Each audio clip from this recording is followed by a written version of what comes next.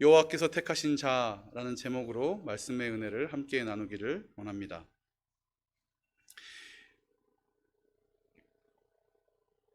이 성경은 하나님께 초점을 두고 있습니다.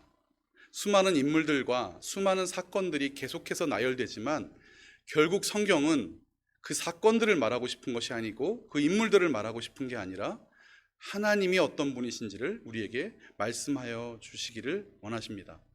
그러므로 오늘 이 17절부터 27절까지의 본문도 결국 하나님이 어떤 분이신지, 이 속에 역사하시는 하나님의 역사하심은 어떤 은혜가 있는지 우리가 함께 살펴보아야 될 것입니다. 8장 22절을 한번 열어보시겠습니까? 성경을 한 장 살짝 앞으로 넘겨보시면 8장 22절이 있습니다. 제가 22절을 읽겠습니다. 주님께서 사무엘에게 말씀하셨다. 너는 그들의 말을 받아들여서 그들에게 왕을 세워주어라. 그래서 사무엘은 이스라엘 사람들에게 각자 자기의 성읍으로 돌아가라고 일렀다. 자, 일렀다. 그 다음에 오늘 17절을 읽어보십시오. 17절을 제가 또 읽어볼게요. 자, 사무엘이 백성을 미스바로 다시 불러 주님 앞에 모아놓고. 연결이 되나요? 맞습니다. 연결이 됩니다. 그 이야기는 9장 1절부터 10장 16절까지 이 중간 단락이 없어도 전혀 문제가 안 된다는 거죠. 자, 왕을 달라고 했습니다. 하나님은 사무엘에게 저들이 너를 버린 것이 아니라 나를 버린 것이다. 저들의 뜻대로 왕을 주어라. 그래서 사무엘이 저들에게 가서 여러 가지로 말하였지만 저들이 아니요, 왕이 있어야겠습니다 하자 사무엘은 저들을 고향으로 돌아가게 했죠. 그리고 이제 다시 모으는 장면. 그러니까 9장 1절부터 16절까지는 없어도 되는 단락, 아니면 없어도 되는 단락, 특별한 단락이 될 것입니다. 자, 9장 1절부터 16절까지가 왜 특별한 단락이었을까? 저는 예전에 이것을 눈치채지 못했습니다. 그냥 첫 번째 사울을 기름 부어서 세웠는데 잘 확신이 없는 것 같으니까 두 번째 백성들 앞에서 제비 뽑아 주었지 라고 지나가는 단락으로 아셨고 저도 알았고 그렇게 설교 들었고 그렇게 설교 되어지고 있습니다. 그런데 오늘 저는 불필요한 잔소리 한 단락을 읽어가면서 하나님의 마음이 그것이 아니었구나, 우리 하나님께서 얼마나 끝까지 우리를 붙잡고 계셨는지에 대한 하나님의 마음이 느껴지는 거죠. 첫째로 저는 여러분들과 함께 이 17절부터 19절 단락을 설명하기 위해서 이런 제목을 하나 정해봤습니다. 하나님의 진심 외면하는 이스라엘. 누구의 진심이요? 하나님의 진심. 그리고 그러나 결국은 외면하는 이스라엘. 마치 연인 관계와도 같은 것 같습니다. 한 사람은 진심을 다하는데 한쪽에선 반응하지 않아요. 자, 17절 아까 제가 읽었는데 다시 한번 읽습니다. 사무엘이 백성을 미스바로 불러놓고 주님 앞에 모아놓고, 자, 이제 제비 뽑으면 되잖아요. 그러면 착착착 진행되잖아요. 그런데 18절 이스라엘 자손에게 또 하나님이 하신 말씀을 전합니다. 그 말씀이 무엇인가? 8장에 있던 말씀 그대로 또 전하는 거예요. 누가? 사무엘이. 자, 제가 읽어보겠습니다. 나 주 이스라엘의 하나님이 말한다. 내가 이스라엘을 이집트에서 데리고 올라왔고. 와, 하나님 도대체 몇 번이나 말씀하시는지 몰라요. 그런데 이스라엘에게 또 말씀하시네요. 내가 너희를 이집트에서 데리고 올라왔고 내가 너희를 이집트 사람의 손과 너희를 학대하던 모든 나라의 손에서 건져내었는데, 그런데 어쩌자고. 19절 오늘날 너희는 모든 환난과 모든 고난 속에서 건져낸 너희 하나님 나를 버리고 나를 거절하고 나를 외면하고 너희에게 왕 세워달라고 요구하는 거니 좋다. 이제 주 앞에 나와서 서라. 하나님의 마음이 느껴지십니까? 그래서 제가 생각을 해봤습니다. 이 불필요한 잔소리, 사무엘은 왜 이처럼 3절에 걸쳐서 예전 일을 또 반복하고 있을까? 9장 1절부터 10장 16절까지가 하나님의 우리를 향한 끊임없는 경고자 책망이자 사랑이었음을 제가 느껴버린 것입니다. 이사야 53장 6절입니다. 이사야 53장 6절 우리 함께 읽어볼까요? 시작. 우리는 다 양 같아서 그릇 행하여 각기 제 길로 갔거늘 여호와께서는 우리 모두 죄악을 그에게 담당시키셨도다. 아멘. 우리는 다 양 같아서 그릇 행하여 각 길로 제 길로 가서 하나님은 그냥 내버려 두셨다. 이게 맞는 말이죠. 이게 맞아요. 그런데 오늘 뭐라고 말씀하십니까? 그러나 우리는 각기 제 길로 갔지만 그러나 하나님은 어떻게 하셨다? 우리의 죄악을 우리에게 하나님께 예수님을 통하여 예수님에게 담당시키셨다. 우리 모두의 죄악을 예수님 그에게 담당시키셨다. 무슨 얘기인가? 좀 설명이 필요합니다. 자, 이따가 나올 텐데요. 제가 여러분들은 처음 듣는 소리실 수도 있고 저도 이렇게 설교하기는 처음입니다. 그런데 성경을 여러 번 읽었다고 말씀을 드렸어요. 매우 여러 번 읽었는데 하나님은 사울을 왕으로 세우시지 않았더라고요. 여러분 이게 무슨 얘기인가? 한번 가만히 귀 기울여 들어보십시오. 하나님이 사무엘에게 뭐라고 말씀하셨습니까? 오늘은 시간이 많지 않으니까 여러분에게 성경을 읽을 숙제로 드리고 저는 내용을 정리해 보겠습니다. 내 백성 이스라엘이 블레셋에게 압제당하는 것을 내가 구원하여 주려고 너에게 내일 한 사람을 보낼 텐데 그 사람을 보내어 이스라엘에 무엇으로 세워라? 지도자로 세워라. 나기드. 말라크가 아닙니다. 나기드.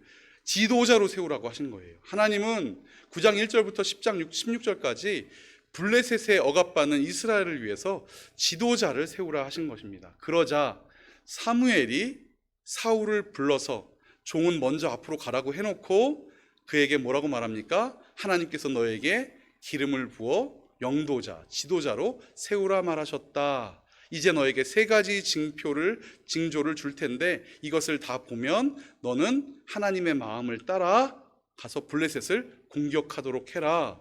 이게 지난 본문이었던 것입니다. 자, 왕 세우셨습니까? 안 세우셨습니까? 안 세우셨어요.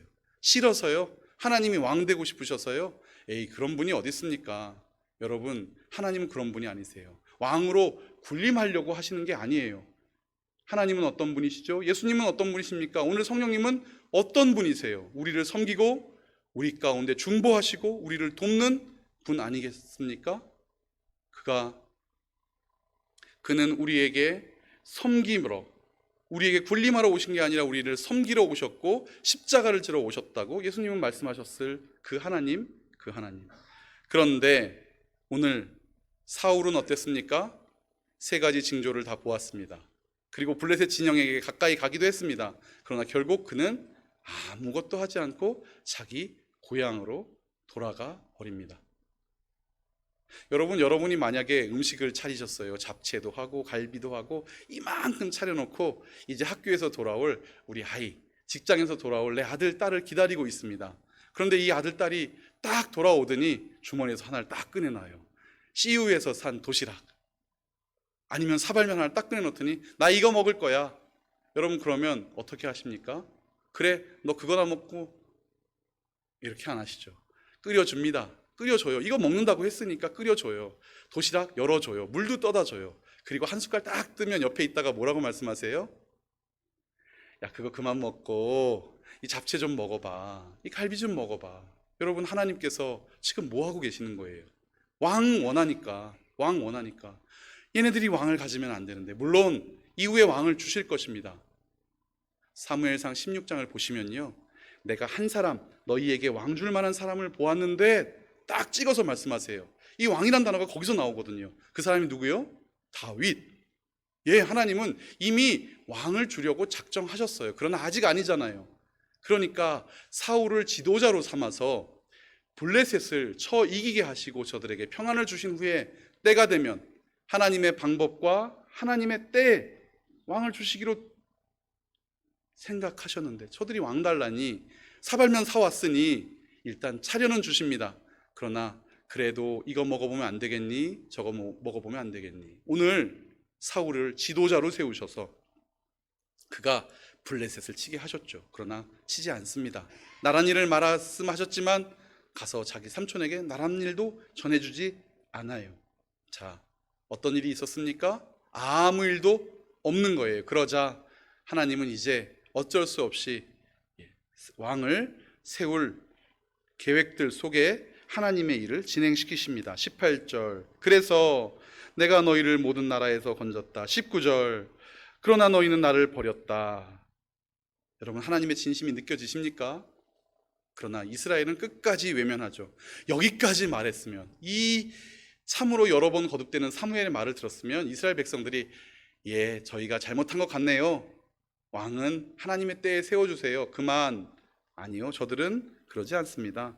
그냥 묵묵히 되는 대로 어디까지 가나 지켜보고 있는 것 같습니다. 그래서 사무엘이 말합니다. 왕을 세워달라고 요구하였으니 좋다. 이제 주님 앞에 나와 서라.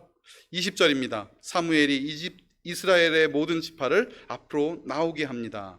주님께서 베냐민 지파를 뽑으십니다. 제비를 뽑았는지 우림과 둠밈을 사용했는지 어떠한 사용을 했는지 잘 모르겠습니다. 그러나 분명히 베냐민 지파가 뽑히게 하십니다. 자, 21절. 사무엘이 베냐민 지파를 집안별로 가까이 나오게 하니 마드리의 집안이 뽑혀집니다. 수동태죠.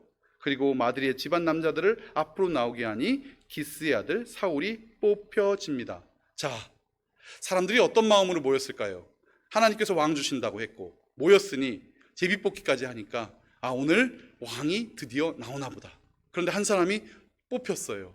한 사람이 뽑혔어요. 얼마 전에 선거 있었죠? 선거 방송 보셨잖아요. 한 사람이 뽑혔어요. 사람들이 이제 찾기 시작합니다. 그가 누구야? 그가 누구야? 그런데 그 사람이 거기 있었습니까? 없었습니까? 성경 보십시오. 사울이 뽑혔다. 사람들이 그를 찾아보았지만 보이지 않았다.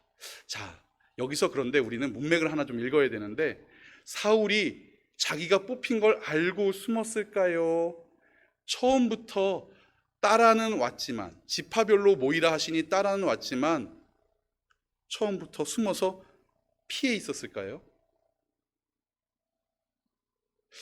여기를 상상하기가 좀 어려운데 여러분, 다음에 22절에 보면 근거가 좀 주어집니다. 사람들이 주님께 뭐라고 여쭤봅니까?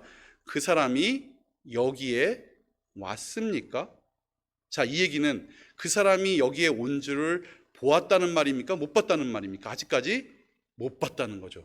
예, 처음에 베냐민 지파가 뽑히고 그리고 마드리의 집안이 뽑히고 그리고 기스의 아들에게 이렇게 표가 자꾸 제비가 몰려갈 때 그때 숨은 게 아니고요.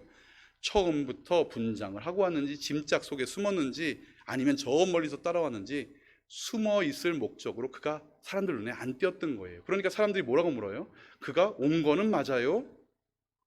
온 거는 맞아요? 만약에 우리 옥토 교회에서 이 초원별로 놀러 갔습니다. 그런데 떠날 때 봤는데 지금 안 도착했으면 아, 왜 아직도 안 와? 이렇게 물어볼 거 아니에요. 왜 아직도 안 와? 그런데 그 사람 출발은 했어? 이렇게 물어봤다면 처음부터 못 본 게 되잖아요. 자, 이제 사울이라는 인물의 캐릭터를 우리가 좀 알아야겠습니다. 사울은 어떤 사람이었습니까? 지난 시간에도 말씀을 드렸죠. 자기 집안에 암나기들이 탈출을 감행했는데 찾아갔습니까? 안 갔습니까? 안 갔어요. 며칠 찾다가 대충 찾다가 먹을 거 떨어지니까 뭐라고 합니까? 아빠 핑계대고 집으로 돌아가려고 했어요.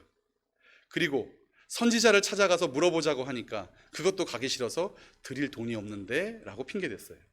가다가 여인들을 만나서 여기 선지자가 있습니까?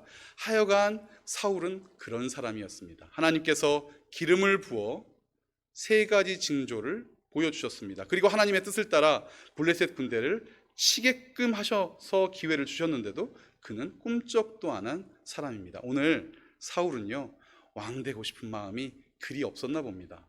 아니, 잘 사는 집안에 이 아들 사울이 뭐 왕이 되어가지고 허드렛 일을 하려고 얼마나 큰 일을 하려고, 이 사울은 그런 사람이 아니에요. 그런데 분위기를 보니 사무엘이 자기한테 기름을 부었단 말이에요. 그리고 분위기를 보니까 제비를 뽑아오는데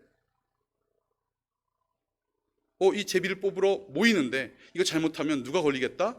내가 걸리겠다. 그러니까 처음부터 이런 것에 관심도 없고 하나님 나라에 관심도 없었던 사울은 숨어 여기까지 왔는지 모르겠습니다. 자, 성경은 말합니다. 사람들이 23절 달려가서 거기에서 그를 데리고 나옵니다. 사람들 가운데 그를 세웠는데요, 어깨 위만큼 더 커 보였다. 여러분, 키가 190 넘어가면요, 말씀드렸죠, 이 경추가 뻣뻣하게 쳐다봐야 돼요. 이게 쉽지 않습니다. 그런데 어깨 위만큼 더 많다는 얘기는 그냥 섰을 때 머리 하나가 더 있다는 얘기는 잘 보이는 사람이라는 거예요. 이 사람이 처음부터 안 보였다는 얘기는 그렇죠. 계획을 가지고 오늘 이 모임에서 그는 어긋나고 있었던 사람이었던 것입니다. 그런데 그러면 하나님은 왜 그가 택함 받게 하셨을까? 24절, 사무엘이 온 백성에게 말하였다. 주님께서 뽑으신 이 사람을 보아라. 온 백성 가운데 이만한 인물이 없다. 이만한 인물이 없다. 이 사람을 보아라. 온 백성 가운데 짝하리가 없다. 짝하리가 없다. 지금 사무엘이 사울을 향해서 말합니다. 짝할 리가 없다. 맞습니다. 하나님은 지금 이스라엘에서 가장 외형적으로 번듯한 사람을 세워주신 거예요. 이스라엘 사람들이 보았을 때도, 사무엘이 보았을 때도 짝할 사람이 없을, 비견될, 견줄 사람이 없을 만큼 확실하고도 뛰어난 사람을 누가요? 하나님께서 세워주신 거예요. 하나님은 사울이 만약에 하나님 말씀에 순종했다면 블레셋을 치고 이 사울을 통해서 이스라엘을 블레셋 가운데서 구원해 내리려고 작정하신 것을 여러분 이미 앞장 설교에서 다 들으셨습니다. 여기까지. 자, 이제 다시 질문합니다. 하나님이 사울을 세우신 것은 맞습니다. 그리고 뽑히게 하신 것도 맞아요. 그런데 하나님의 입술에서, 하나님의 입에서 왕이라는 단어가 나왔습니까? 안 나왔습니까? 아직 나오지 않았습니다. 자, 사람들이 어떻게 합니까? 이만한 인물이 없다. 이 사람을 보아라. 사무엘이 선포하자 온 백성이 환호성을 지릅니다. 뭐라고 환호성을 지릅니까? 왕 만세. 여긴 임금님 되어 있는데 왕 만세를 부릅니다. 사람들이 환호성을 질렀어요. 어떻게 해요? 와! 마치 월드컵에서 결승골을 넣었을 때처럼 사람들이 아마 와! 하고 소리를 지른 것 같습니다. 그런데 여러분 기억나십니까? 이스라엘 백성들이 환호성을 지른 적이 있었어요. 한번. 언제죠? 4장에서 아벡과 에베네셀의 전투에서 무엇이 진영으로 올 때? 여호와의 궤가 진영으로 올 때 사람들은 와 하고 소리를 질렀어요. 그때 제가 설교 어떻게 했습니까? 궤입니까? 여호와입니까? 제가 이렇게 여쭤봤어요. 궤입니까? 여호와입니까? 그런데 오늘 사무엘을 죄송합니다. 사울을 세워주셨어요. 자, 그러면 하나님께서 이스라엘이 그토록 바라던 사울을 세워주셨으면 여러분 이스라엘 백성이 누구에게 와 하고 소리쳐야 됩니까? 하나님에게 쳐요. 하나님을 향해서 하나님 만세, 하나님 감사합니다. 우리에게 드디어 왕을 주셨군요. 하나님 만세를 외쳐야 되는데 여러분 또 오늘도 이스라엘 백성들은 뭐라고 합니까? 성경 보십시오. 왕 만세. 이게요 히브리어로는 이렇게 쓰여 있습니다. 왕을 살게 하소서. 왕이 만수무강하게 하소서. 이 말은 왕이 영원하게 하소서 이 말입니다. 여러분 이게 말이 됩니까? 괴가 왔을 때 환호성 질렀습니다. 아무 효과 없지 않았습니까? 더 많이 죽지 않았습니까? 여러분 그런데 오늘 사울을 세웠다고 임금님 만세를 부르고 있습니다. 왜요? 왜? 괴가 아니라 하나님이어야 되는 것입니다. 여러분 사람이 아니라 하나님의 은혜로 살아가야 되는 것입니다. 맞습니까? 맞습니다. 여러분 오늘 우리가 하루를 살아갑니다. 사방에서 수많은 도움을 받으면서 살아갑니다. 사람은 혼자 살 수 없습니다. 그런데 어쩌자고 우리가 우리의 모든 영광과 찬송과 존귀를 하나님께 올려드리지 않고 사람에게 나누려 하십니까? 내 재주에 그 이유를 두려고 하십니까? 오늘 백성들은 환호성을 지릅니다. 임금님 만세.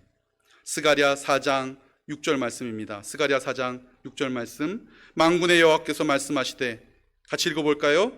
이는 힘으로 되지 아니하며 능력으로 되지 아니하고 오직 나의 영으로 되느니라. 아멘. 여러분 우리는 누구를 의지해야 하는 것입니까? 누구에게 만세를 올려야 하는 것입니까? 누구 때문에 우리는 감격하고 기뻐 춤춰야 되는 것입니까? 여호와의 영 하나님 때문입니다.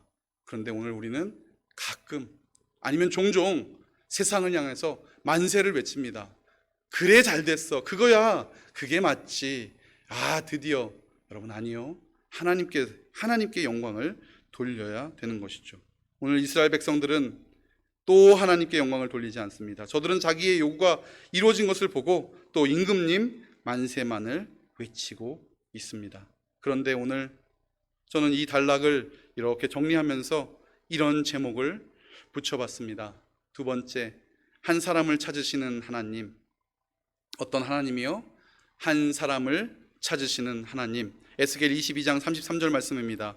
이 땅을 위하여 성을 쌓으며 성 무너진 데를 막아서서 나로 하여금 멸하지 못하게 할 사람을 내가 그 가운데서 찾다가 찾지 못함으로. 여러분, 하나님 그분께서 오늘 우리를 찾으셨습니다. 믿으십니까? 아멘. 여러분, 이미 우리를 찾으셨습니다. 어떻게 해요? 사무엘을 통해서 사울에게 기름을 부으셨던 것처럼 그리하여 민족의 지도자가 되게 하시고 하나님 나라의 일꾼이 되게 하셔서 하나님의 뜻을 이루게 하셨던 것처럼 오늘도 성령을 통하여 우리 마음 가운데 성령의 기름을 물붓도록 부으시고 예배하게 하시고 찬양하게 하시고 구원받게 하셔서 우리를 이 땅의 지도자로 세우신 것 여러분 믿으십니까? 아멘. 저는 믿습니다. 오늘 우리를 통해서 하나님은 이 땅을 인도해 나가시고 이끌어 가기를 원하시는 거죠. 어떻게 뽑으셔야 믿으시겠습니까? 여러분, 사울처럼 막 여기도 광장에 다 모아놓고 지파별로 뽑으셔야 믿으시겠습니까? 아니요.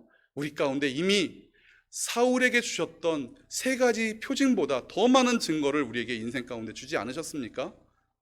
아니십니까? 여러분, 하나님께서 우리에게 새 마음 주시지 않았습니까? 새 사람 되게 하시지 않았습니까?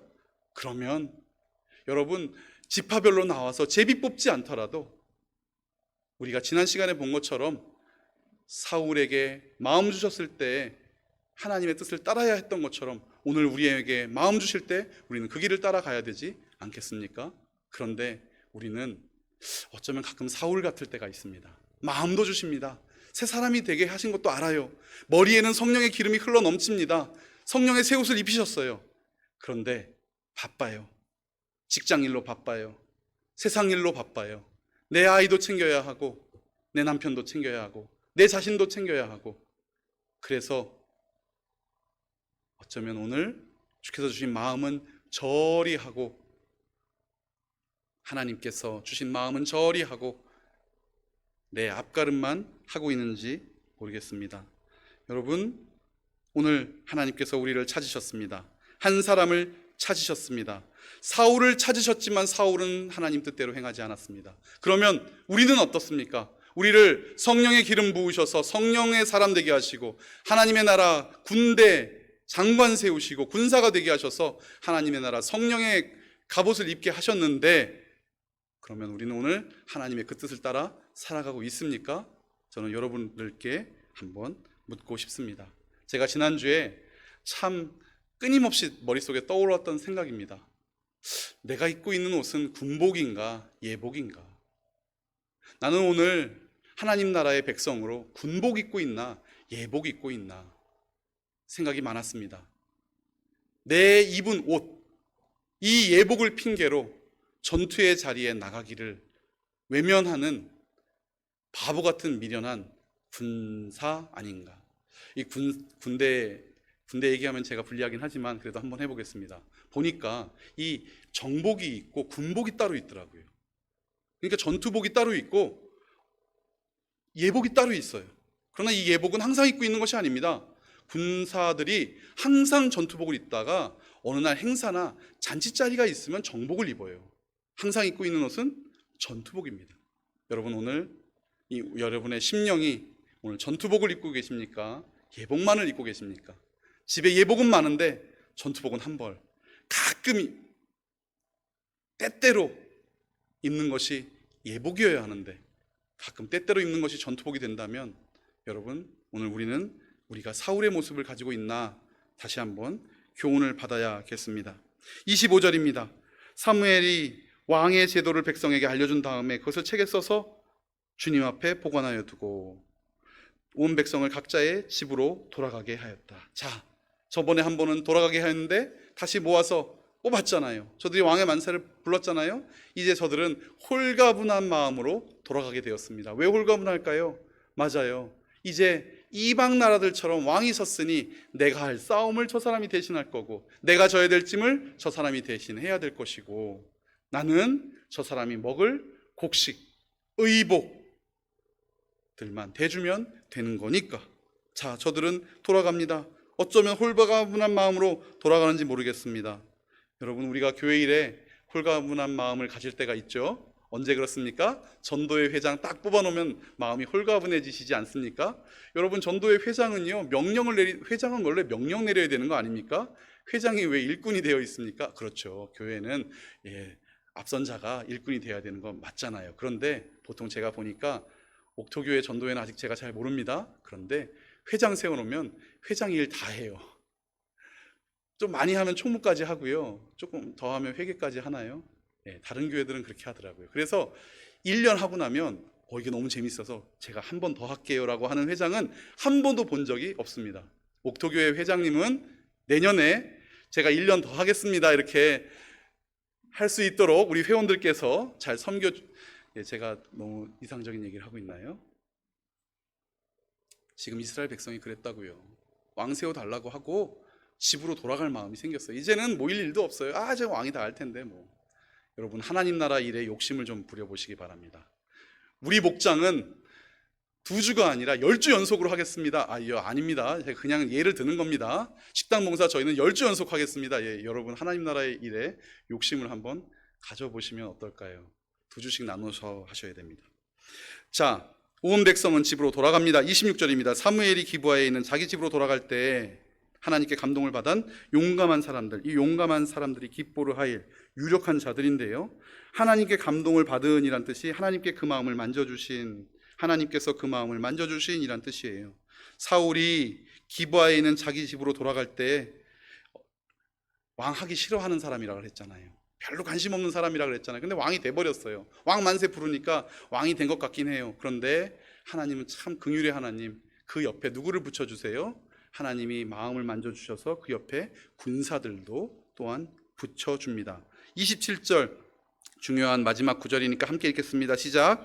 그러나 몇몇 불량배들은 이런 사람이 어떻게 우리를 구할 수 있겠느냐 하고 떠들면서 그를 업신여기고 그에게 예물도 바치지 않았다. 그러나 사울은 못 들은 척하였다. 아멘. 저는 26절과 27절에서 마지막 세 번째 한 가지 사실을 발견합니다. 그것은 주님의 택하심을 멸시하는 두 부류가 이 두 구절 안에 있다는 것입니다. 누가요? 주님의 택하심을 멸시하는 두 부류. 자, 찾아보시겠습니까? 주님의 택하심을 멸시하는 두 부류가 누구입니까? 일단 불량배는 찾아지죠. 불량배. 그럼 나머지 하나는 누굽니까? 사울입니다. 예전에는 사울은 못 들은 척하였다. 이게 사울은 잠잠하였다 이렇게 쓰여 있었거든요. 그래서 사울은 겸손하게도 저들이 막 사울을 향해서 쟤가 뭐라고 이렇게 손가락질을 하지만 겸손한 마음으로 저들까지 이렇게 다 감싸 안아줬다라고 설교되었을 것입니다. 그런데 여러분, 사울은 그렇지 않았습니다. 사울은 못 들은 척한 겁니다. 나와 있죠? 교만한 사람입니다. 못된 사람입니다. 여러분, 우리가 사랑으로 온 땅을 품어야 되는 건 맞습니다.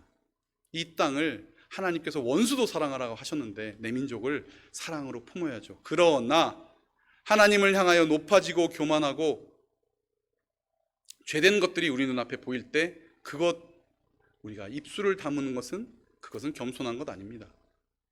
오늘 첫 번째 부류, 불량배부터 보겠습니다. 이 불량배들, 이 불량배라는 뜻은요, 엘리의 아들들을 표현할 때 썼던 말이에요. 무슨 말이냐? 하나님을 가볍게 여기고 하나님을 업신여기고 하나님을 멸시하는 자들이라는 얘기입니다. 왜 그들이 하나님을 멸시한 것인가? 그 뒤에 나옵니다. 27절 보니까 이 사람이 어떻게 우리를 구할 수 있겠느냐? 하나님이 제비를 통해서 세우신 사람입니다. 그가 왕이든 지도자든 하나님께서 결론을 내려주신 사람이에요. 그럼 어떻게 해야 됩니까? 인정해야죠.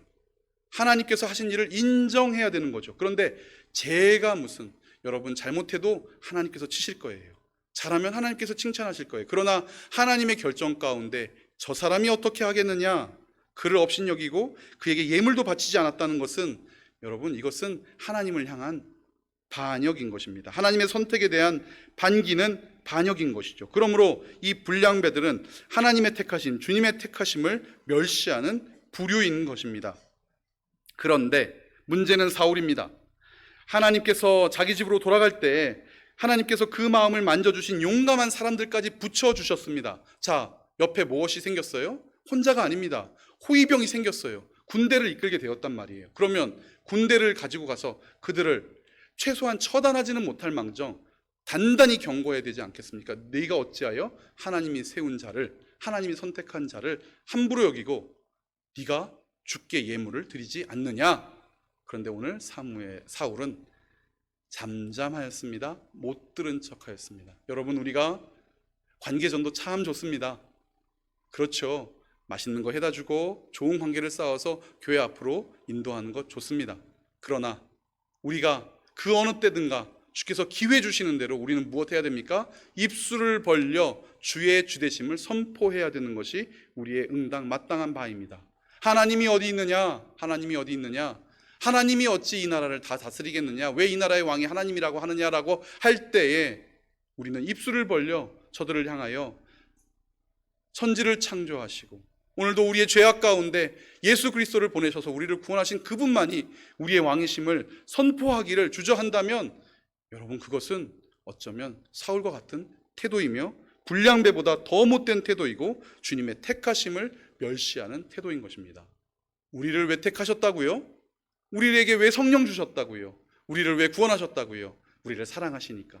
그러나 우리를 통해서 하나님은 하나님의 일을 함께하고 싶어 하십니다. 이 땅 가운데 주님의 뜻을 밝히시고 주님의 구원을 선포하시며 하나님의 왕되심을 높이시기를 원하실 때 우리를 택하셨는데 우리가 가만히 있다면 그것이 어찌 우리의 할 바이겠습니까? 창세기 11장 4절입니다. 그들은 또 말하였다. 자, 도시를 세우고 그 안에 탑을 쌓고서 탑 꼭대기가 하늘에 닿게 하여 우리의 이름을 날리고 온 땅 위에 흩어지지 않게 하자. 사람들이 이렇게 살아갑니다. 우리는 이렇게 살아가자라고 사람들이 말할 때 아니야. 우리가 살아갈 길은 오직 이 성경에 있고 하나님의 뜻 가운데 있고 주님 품 안에 있는 거야. 모두 술 마시는 술자리에서 술을 안 마시는 것도 중요합니다. 그러나 평소에 그의 태도가 너무너무 온건하고 정직하여서 술권하지 못하도록 하는 것이 더 중요한 것 아니겠습니까? 평소에는 다 똑같이 살아가다가 어느 날 술자리에서 술 안 마신다고 하니까 야, 나도 집사야, 너도 마셔, 이런 말이 나오는 것 아니겠습니까? 절대 굽히지 않는 마음, 하나님 앞에서 한 발짝도 물러설 수 없는 마음으로 우리가 살아간다면 술을 권하지 못하죠. 감히 권하지 못하죠. 제가 차를 사러 간 건 아니고 차가 사고 싶어서 자동차 대리점에 갔습니다. 갔더니 저더러 세금 내네요. 예, 요즘에 목사들도 세금 냅니다. 세금을 내네요.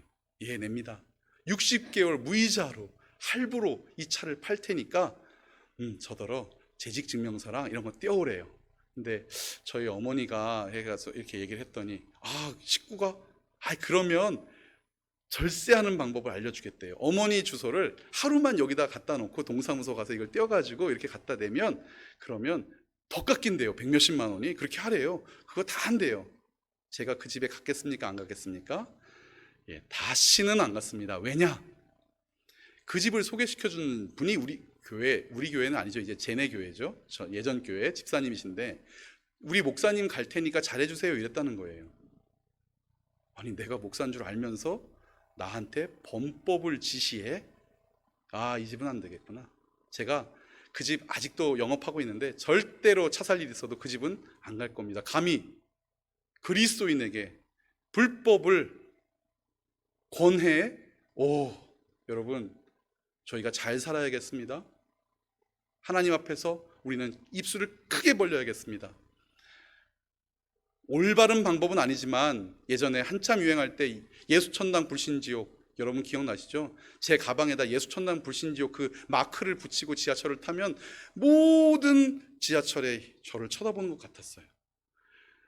한 달 하다 그만두긴 했습니다. 도저히 못하겠더라고요. 그리고 한 두어 번 했습니다. 예수천당 불신지옥 외치고서 막 차문 열릴 때, 지하철 문 열릴 때 도망가기도 해봤습니다.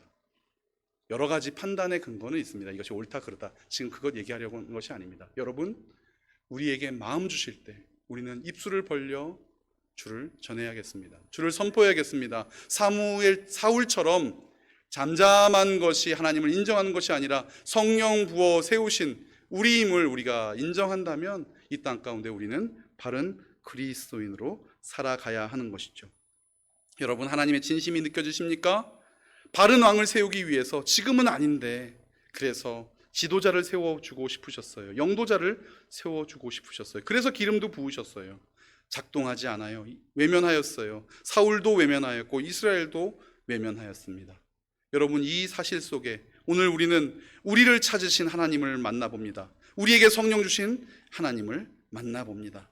오직 힘으로 되지 아니하고 능력으로 되지 아니하고 하나님의 영으로 됨을 우리가 깨닫고 살아가는 우리의 자신을 스스로 만나게 됩니다. 주님, 여러분, 우리는 어떻게 하겠습니까? 우리는 어떻게 살아야겠습니까? 오늘 제목은 여호와께서 택하신 자입니다. 오늘 설교의 제목, 여호와께서 택하신 자는 사울이 아닙니다. 오늘 여기 앉아 계신 여러분들과 저입니다. 자, 오늘 이 말씀 통해서 우리가 어찌할 바를 깨달았다면 이번 한 주간 주께서 우리를 택하심을 믿고 담대히 주님의 군사로 살아가는 저와 여러분 되시기를 주의 이름으로 축원합니다. 기도하겠습니다. 양같은 어리석은 인생에게 오늘도 선한 능력으로 찾아와 주시고 미련하여 곁길로만 가는 인생 두 손 꼭 잡아 의의 길로 인도해 주시는 하나님, 참 고맙고 감사합니다. 우리에게 성령의 기름을 부어 주님의 마음을 주셔서 새 사람 되게 하셨사오니 주님, 오직 주님께만 영광을 돌리며 주님의 택하심 가운데 전심으로 반응하는 그런 제자의 삶 되게 하여 주시옵소서. 하나님의 진심을 오늘 말씀을 통하여 깨닫게 하셨사오니 주님, 그 말씀 붙잡고 살아내는 우리 모두 되게 하여 주시옵소서. 예수님 이름으로 기도합니다. 아멘.